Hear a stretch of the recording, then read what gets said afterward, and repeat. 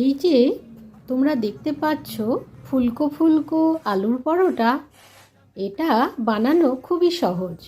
প্রথমে একটু আটা মেখে নেবে ময়াম দিয়ে, তারপরে ছাতু, ধনেপাতা কুচি আর রোস্টেড মশলা, যেখানে আমি ইউজ করেছি ধনে, জিরে, জোয়ান আর শুকনো লঙ্কা, এগুলো ড্রাই রোস্ট করে মিক্সিতে গুঁড়ো করে নিয়েছি। তারপরে ওই বয়েল আলুগুলোকে ভালো করে ম্যাশ করে ওর মধ্যে সব মশলাগুলো একসাথে দিয়ে একটু সরষের তেল দিলেই আলুর স্টাফ রেডি।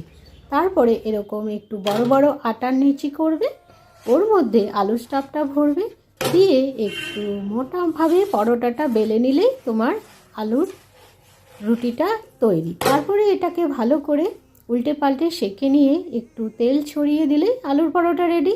আজকে আমি এখানে ধনেপাতার চাটনি দিয়ে আলুর পরোটা সার্ভ করলাম।